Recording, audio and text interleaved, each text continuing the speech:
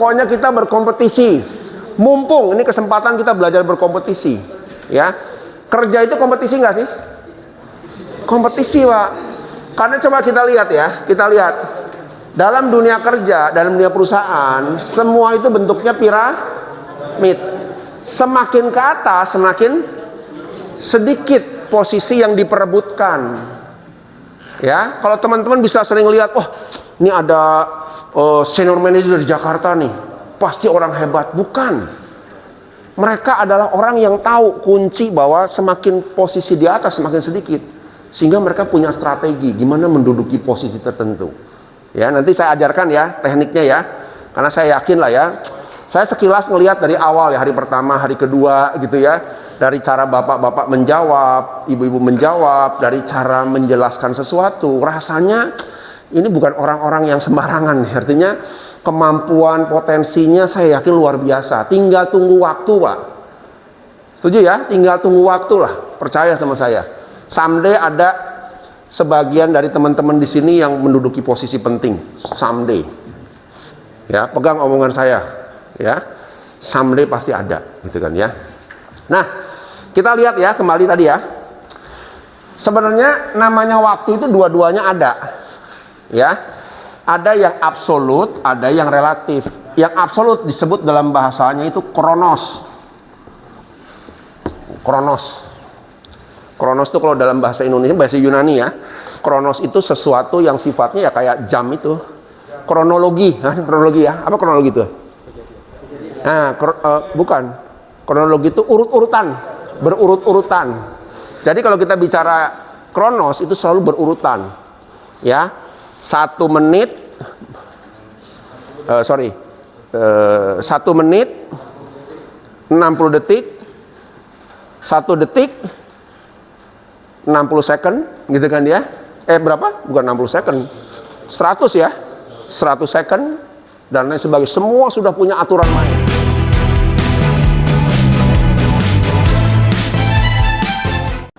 Ya, kayak kita kan ada, kalau kita hidup sekarang di kalender apa?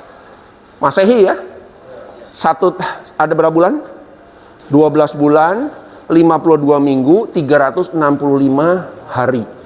Itu rumusan yang kita tidak bisa ubah. Kecuali Bapak mau ngubah dunia ya. Tapi jangan dirubah-rubah, Pak. Jadi orang gila nanti Bapak aneh sendiri ya.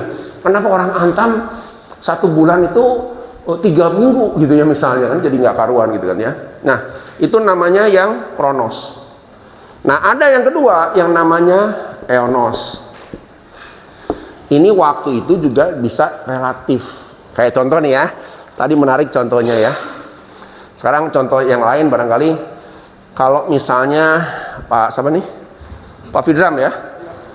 Pagi-pagi, Pak. Pagi-pagi nih ya. Aduh, perut nggak enak. Aduh. WC cuma 2. Ada isinya, Pak. Rasanya gimana? Cepat atau lambat? Lambat, Pak. Hah? Lambat. Dok. Sebentar. Ini baru mulai mandi nih. Tapi rasa lama ya. Kenapa bisa begitu? Rasa waktu tuh berhenti. Wah, mules perut saya. Karena bisa begitu. Karena dipengaruhi oleh bukan pikiran aja, Pak, tapi emosi. Nah, ini dia masalahnya, gitu kan ya. Ya, nanti kita lihat satu video ya. Bagaimana setiap orang tuh memaknakan waktu itu beda-beda. Ya. Nah, masalahnya kita bagaimana? Ada orang-orang yang ya saya nggak salahkan juga ya. Tapi saya kalau ngelihat orang ya dari ngobrol, kalau interview, kita di kantor juga sering banyak rekrut interview. Saya sudah tahu nih, ini akan jadi orang sukses atau enggak tuh dari satu pertanyaan, gitu ya. Dan salah satunya adalah pertanyaan bagaimana mereka memandang waktu. Jadi ya, kayak contoh misalnya, kalau saya tanya, Pak, Bapak berkarir sudah 2 tahun ya, gitu kan ya. Kira-kira dalam 2 tahun ini menurut Bapak lama atau cepat? Coba lihat ya. Dia bilang kata 2 tahun. Pernah kerja di perusahaan lain, lalu dia mau pindah perusahaan. Lalu dia bilang, kalau saya tanya, kalau Anda kerja di perusahaan kemarin 2 tahun itu lama atau sebentar? Kalau jawabannya lama, artinya apa? Kalau dia bilang, wah lama sekali Pak, apa artinya? 50.000. Berarti dia jenuh. Dia hanya melewati hari itu cuman ya sudahlah, yang penting kerja. Nanti stres lagi, pusing lagi, stres lagi. Akhir bulan, gimana akhir bulan? Pusing, pening kepala ya. Awal bulan senang. Tengah-tengah mulai bingung. Berpikir, aduh bagaimana tinggal sisa sedikit ini. Nanti sore lagi, stres lagi. Akhir bulan stres lagi. Serius. Orang yang bilang 2 tahun itu lama, saya curiga ini orang nggak pernah ngatur waktu baik. Dan yang kedua, mungkin dia lagi stres, banyak beban, ya.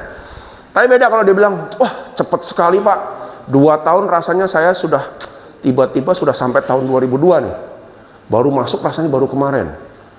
Apa kira-kira kalau orang bilang begitu? Happy kerja. Karena kalau orang happy, orang senang pekerjaan, dia lupa waktu. Cepet sekali ya. Kok sudah sore lagi ya? Coba lihat sekarang. Contoh aja kalau teman-teman yang di kantor ya. Ini ada di kantor nggak? Nah, coba aja di kantor ya. Aduh, kok baru jam 12 sih? Nah, apa artinya? Ini jam kok nggak jalan-jalan, jam 12 terus sih? Apa artinya? Mungkin dia kurang apa di kantor apa? Bosan juga Bosan atau nggak ada kerjaan gitu ya. Lalu jenuh, bisa juga ya. Oke, 50.000. Bisa jadi begitu kan? Tapi kalau misalnya contoh Pak Rahmat ya. Aduh, kok udah jam 4 lagi sih, ini kerjaan belum beres. Apa artinya? Rasa cepat sekali Pak, udah sore lagi. Jadi menurut saya itu sesuai dengan pekerjaannya. Yang terutama mungkin dia kenapa cepat sekali begini. Mungkin dia masih bekerja atau apa. Oke, 50.000 gitu ya. Nah itu aja udah kelihatan kan? Ya, saya nanya cuman itu tuh ke orang-orang yang ngelamar tuh. Wah, ini bakal orang nggak sukses ini. Oh, ini bakal orang sukses nih. Ya, jadi waktu itu bergerak dengan kecepatan yang tinggi sebenarnya. Ya, hanya kadang-kadang kita merasa lambat atau cepat itu tergantung pada emosi. Nah, masalahnya kalau dalam dunia kerja sebaiknya kita punya prinsip berpikir waktu itu yang ini atau yang ini. Dunia kerja loh. relatif. Dunia kerja relatif. Nah, ini loh. Nggak boleh. Dunia kerja itu harus yang ini Pak. Bahwa waktu itu dalam satu hari 8 jam saya punya waktu kerja. Saya harus atur waktu saya baik mungkin. Jangan ini Pak, nah ini yang buat kacau nih. Relatif kan, santai ngopi dulu gitu ya. Kok nggak pulang-pulang sih, kok nggak istirahat jam 12 nih ya, kapan istirahatnya? Nah jadi begitu akhirnya. Jadi kita slow, hidup slow. Sama juga dalam mengatur hidup kita gitu ya. Kalau kita, ini contoh nih yang menarik ya. Saya banyak diskusi, saya banyak ngajar tuh mengenai purna bakti. Ini hati-hati nih ya, mumpung masih teman-teman masih muda ya. Penelitian 2018 mengatakan apa? Di satu majalah, 78% karyawan BUMN, 78% karyawan BUMN ketika pensiun belum punya rumah. Itu fakta. Ditelitilah, ada penjelasannya di situ. Ditanya, kenapa Pak? Iya Pak, kami terlalu sibuk tidak memikirkan masa depan. Sibuk ngurusin pekerjaan sampai lupa. Oh iya ya, kalau saya pensiun bagaimana ya? Kalau saya nanti sudah selesai dengan tugas saya di perusahaan ini, bagaimana ya? 78% itu angka besar loh, Pak. Betul nggak? Akhirnya ketika pensiun ngapain? Kos, ngontrak, harus keluar uang, babak belur, dan sebagainya. Yuk teman-teman, mumpung masih muda, pikirkan. Saya harus punya target nih. 3-4 tahun harus punya rumah. Betul nggak? Harus itu. Menurut saya loh ya. Ya. Ada lagi yang kedua. Saya lupa ya, antara 60 berapa gitu ya. Pensiunan dari BUMN juga sama nih, militan di BUMN semua tuh ya. Pensiun tanpa punya aset, nggak punya apa-apa, cuman ada uang pensiun tok, nggak punya aset apa-apa. Nah ini juga beresiko tinggi nih di zaman sekarang loh ya. Ya, ini mumpung masih muda. Saya dulu waktu zaman muda, saya tuh selalu nyimpen aset. Gajian pertama saya dulu nggak, gaji itu masih cuman berapa ratus ribu gitu ya. Saya selalu sisihkan beli apa? Beli apa? Emas. Ya, 1 gram, 1 gram. Pokoknya gimana caranya gaji saya selalu saya keluarkan 1 gram. Saya nggak tahu karena saya sadar masa depan itu nggak pasti. Ya, dan bertahun-tahun kemudian ketika 2010 saya buka perusahaan yang sekarang ini, saya ambil dari mana? Aset saya. Betul ya? Tapi kalau dulu saya nggak menabung aset emas, mungkin sampai sekarang saya belum jadi punya perusahaan seperti ini. Kita nggak tahu masa depan, Pak. Waktu bergerak terus dengan kecepatan tinggi. Waktu nggak peduli Anda siap nggak siap. Kan nggak bisa gini ya. Jam berhenti dulu dong, berhenti dulu. Gue ketinggalan nih belum, bisa nggak? Si jam suruh berhenti dulu nih. Nggak ada ampun. Dia bergerak kecepatan tinggi, habis kita. Waktu bisa lewat, peluang bisa lewat dan lain sebagainya. Ya. Nah ini semoga menginspirasi teman-teman ya. Ini masih muda. Saya kadang-kadang seneng kalau training anak-anak muda dibanding kalau yang pensiunan. Kenapa coba Pak? Saya training pensiun banyak di Pelindo 1, 2, 3. Lindo ya, belum ada di Pegadaian. Tapi kadang-kadang suka stres kalau mentraining pensiunan. Kenapa coba? Isinya adalah keluh. Aduh Pak, saya nyesel dulu.